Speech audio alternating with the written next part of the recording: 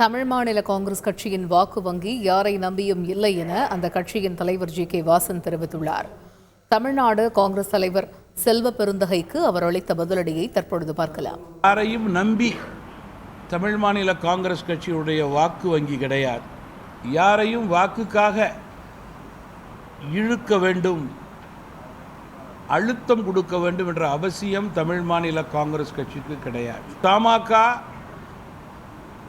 யாரிடமும் எந்த கட்சியுடனும் வாக்கு வங்கிக்காக நிற்க வேண்டிய அவசியம் இல்லை. கட்சியினுடைய வெற்றி கூட்டணியினுடைய வெற்றி.